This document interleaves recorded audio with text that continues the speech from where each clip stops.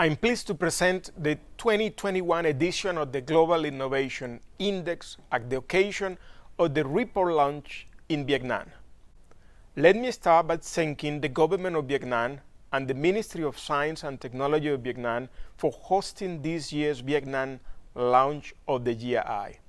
In particular, I would like to express my gratitude to Professor Huyn Tan Da, Minister of Science and Technology, Associate Professor Dr. Vu De Duy, Deputy Minister of Science and Technology, Madame Len Tu Tuyet Me, Ambassador, Permanent Representative, Permanent Mission of Vietnam to UNOC, the WTO, and other international organizations at Geneva, and Associate Professor Dr. Hoan Minh, President of the Vietnam Institute of Science, Technology, and Innovation. What is the purpose and impact of the GII? Well, let me start. Innovation is recognized as a central driver of economic growth and development. The GII is one example of how we at the World Intellectual Property Organization use our expertise to support our member states in promoting innovation. This is not something theoretical. It is something real, with real impact at the sector or the firm level.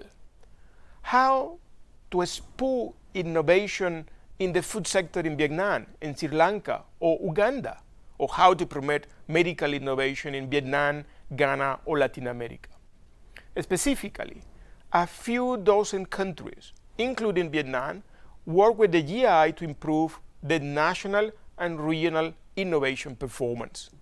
This is the first year that the publication is held within the newly created IP and innovation ecosystem sector under my leadership. The IP and innovation ecosystem sector has the specific remit to develop innovation linkage and systems to promote economic growth and to help member states fine-tune national innovation policies and intellectual property strategies. How is the GII particularly relevant in the COVID-19 and the economic recovery context? Well, this year's edition is being released in the middle of a continuing COVID-19 pandemic, which has taken a grim toll on life and livelihoods, but also given us many examples of human ingenuity, resilience, and adaptability. First and foremost, it is important to understand how the pandemic impacted current innovation levels and efforts. Investment in innovation reached at all-time high prior to the pandemic. When the pandemic hit, the big question was, what is the effect on innovation would be? And this year, GII provides a first answer to this question. Indeed, the GII 2021 finds that the innovation sector of the global economy have largely been resilient despite severe disruptions.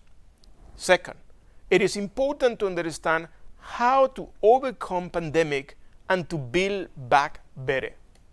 As the world looks to rebuild from the pandemic, we know that innovation is integral to overcoming the common challenges that we face and to constructing a better future. Let me turn on to Vietnam's performance in the GII 2021. Vietnam continues to lead by example to other developing countries in setting innovation as a national priority.